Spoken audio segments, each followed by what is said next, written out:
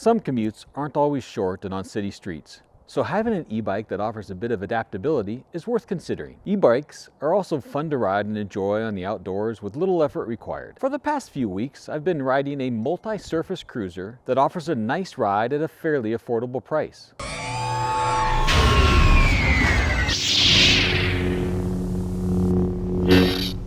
Hello, this is Matthew Miller, otherwise known as Palm Solo, and thanks for visiting the Mobile with Matt YouTube channel. Please subscribe for more reviews and to support this channel.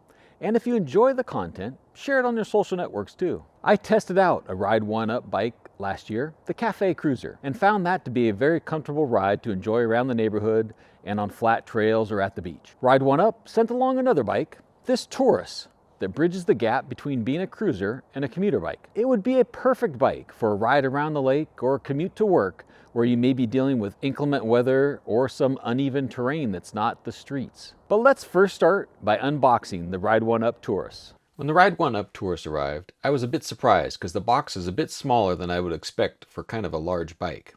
But as I opened it up, I could see why it was so small, because it was very much disassembled. There was no front forks, no front brakes, or anything else on this bike, and as you can see, the tires were quite low in air as well. So I read the directions and made sure to follow them closely because it was a bit different than other bikes I've set up.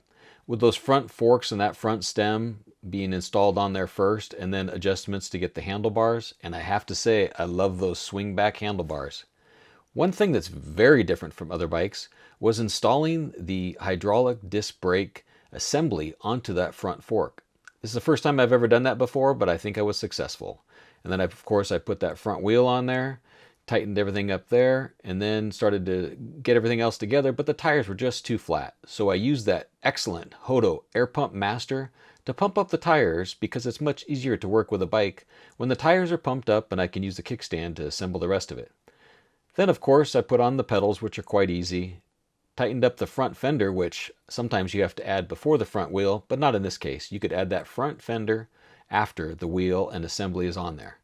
Then of course tighten everything up and put the seat on board. One last thing that was a little bit complicated was installing that rear tail light because it goes on the fender, and it was kind of hard for me to get my fingers in there and tighten the nut that it required. But then it was all set to go. As shown in that unboxing and assembly video, the Ride1Up Turris was a bit of more challenging e-bike to assemble than what I've seen in the past. It came in a fairly small box for the size of the bike, and I was wondering what was going to happen with the size of that bike. And then, as you can see in the unboxing, there was a lot to put together. The Turris is available either as a step-over or a step-through bike, as you can see here that I have in front of me. There are 3 available colors: forest green, ivory white, and this graphite gray one that you see in front of me. There is only one size available in those 2 different styles and 3 colors. But let's start off with some key specifications. In typical fashion, this is made out of an aluminum alloy frame. The frame though does a little bit different, as you can see here, with this additional frame piece on top that adds quite a bit of strength to the bike. It has a 48 volt, 14 amp battery that fits underneath this forward frame, and that battery is UL 2271 certified. Has an AKM hub rear motor, 750 watts with 90 Newton meters of torque. And then on the right, we have a Shimano 7-speed transmission system that supports pedal assistance up to 28 miles per hour and a throttle up to 20 miles per hour with a cadence system. There's a left side throttle and a right side thumb shifter, and the advertised range of the bike is 30 to 50 miles. In actual testing, I saw more along 20 to 45 miles that I'll mention in a little bit more detail. The bike has LBM 180 millimeter rotor hydraulic disc brakes. It has front suspension forks with 100 meters of travel available. As you can see here, it has the 27.5-inch rims with a 2.5-inch puncture resistant Kenda tire. Has that swept back cruiser handlebars that are awesome and comfortable to ride with. The bike weighs in at 54 pounds, which really isn't that heavy for a bike of this size, and it does have a capacity of 300 pounds. This step-through model is designed for people from 5'1" to 6'2", and I'll talk a little bit about that since I'm 6'1" and right at the upper level of that height. Has an Ergo gel comfort saddle, a 60 lux front light, and a small little brake light that fits on the back fender. Speaking of fenders, it does come with aluminum fenders by default, and the whole bike is IP65 water resistant. Over on the left side, we have a 2.2-inch dual tone LCD display that I'll talk about next. So on that display in the controllers, there's simple 3 buttons. There's a plus button, a minus button for changing your pedal assist levels, and a single center button for the power button. If you single press that power button when the power is on, it'll scroll through some other metrics on the display. And if you press and hold that plus button, it'll toggle on that headlight and tail light. So let's talk about a few of my riding experiences. Regular viewers know that I ride up 13 to 15% incline into my neighborhood.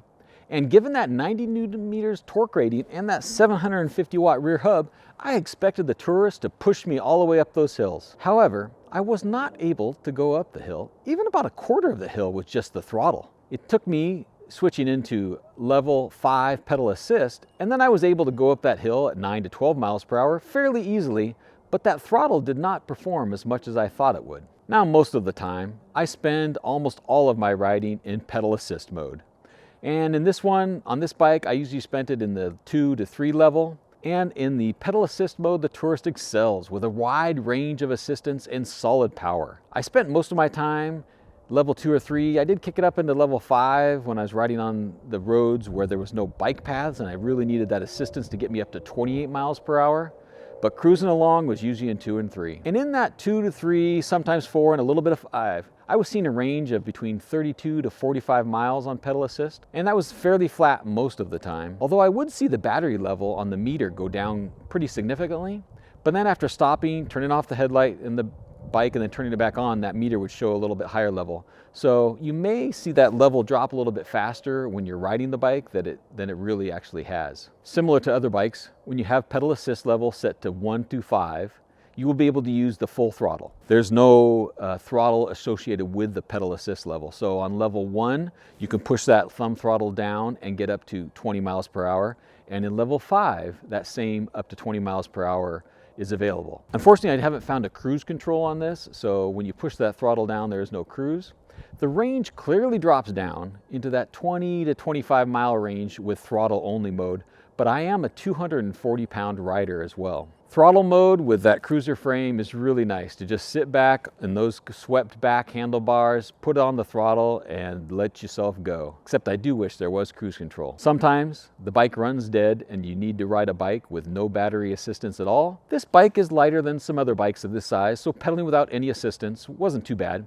I was able to glide along comfortably on a flat surface, especially with that 7-speed Shimano transmission. So let's chat a little bit about the pros and cons of the bike. I love the handlebar design. I like that swept back design that lets me kind of sit back, those ergonomic hand grips, and then that comfortable seat. All of those things together make for a very cruiser, comfortable, laid back, casual ride. The bike's also perfect for urban commuting with the bright integrated lights on the front and the back, those fenders, and then you can also purchase rear rack and other accessories if you want to. As shown in my unboxing, it is a rather complicated assembly process, and if you're not comfortable with that, I do suggest maybe rolling out a friend that is good with bikes or going to a bike shop to have it assembled. I've put together quite a few bikes over the last 7 years, so I felt very comfortable doing the bike, but it did require a little bit of time to put that together. And for my height of 6'1", that spacing between the seat and the handlebars is a bit short and compact. I did feel a little bit cramped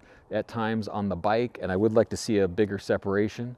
I think with the step over, that's not as much of a problem as the step through, but that's just a comment for my height and the style that I chose. I'm also a little disappointed that the bike didn't seem to deliver as much power in throttle mode as I hoped going up the hills. I was expecting it to get at least halfway before I had to kick in pedal assist, and it didn't quite get there. Now, when you look at the full package of this bike, it's actually a pretty good deal. This graphite gray step-over bike that I tested is available now for $1,195, and all the other colors and styles are available for $1,295. You can also purchase many different accessories, a rear rack, a pannier bag, and a suspension seat post. I really like having those 2.4-inch wide tires with that grip on them.